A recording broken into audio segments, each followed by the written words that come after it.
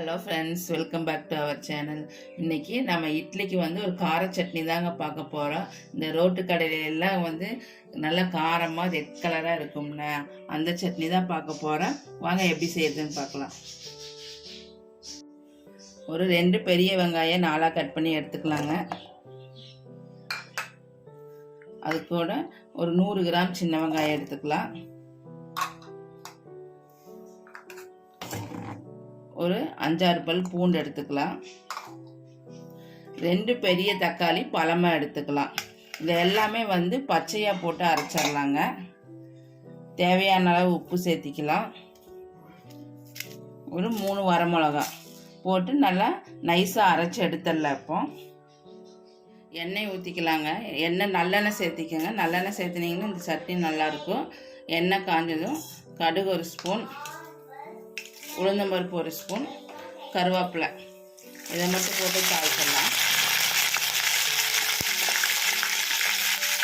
நைஸாக அரைச்சி வச்சுருக்கோங்க வெங்காய தக்காளியெல்லாம் அதெல்லாம் ஊற்றிடலாம்.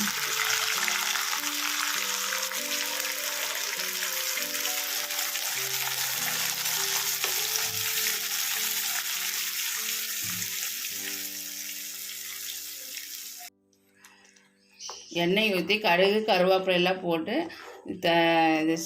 அரைச்சி வச்சதை எடுத்து ஊற்றி, உங்களுக்கு பச்சை வாசம் பிடிக்குதுன்னா ஒரு 2 நிமிஷத்தில் கிளறி விட்டு எடுத்துடலாம். உங்களுக்கு பச்சை வாசம் பிடிக்காதவங்களுக்கு ஒரு 5 நிமிஷம் கொதிக்க வச்சு எடுத்தீங்கன்னா சட்னி மாதிரி இருக்கும்.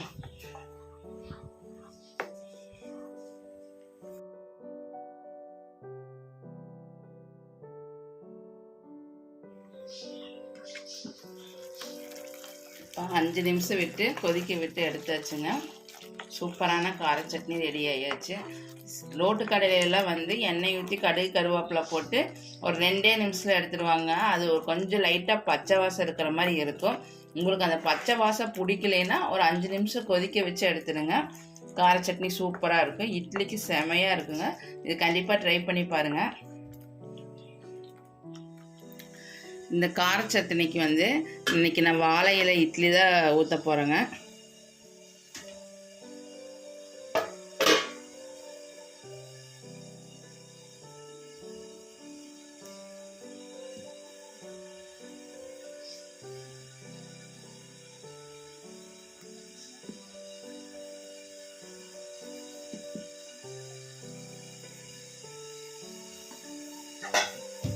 ஒரு 10 நிமிஷம் மூடி வச்சு எடுத்துடலாம். சூப்பராக வெந்துருச்சுங்க. இப்போ எடுத்துடலாம். சூப்பராக வெந்துருச்சுங்க. இப்போ எப்படி இருக்குதுன்னு பார்த்துடலாம்.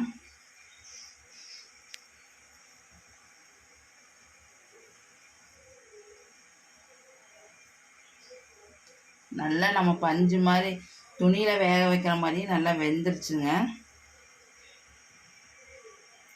பாருங்க, நல்லா பஞ்சு மாதிரி இருக்குது. இந்த சூடான இட்லிக்கு கார சட்னி வச்சு சாப்பிட்டிங்கன்னா சூப்பராக இருக்கும். கண்டிப்பாக ட்ரை பண்ணி பாருங்கள்.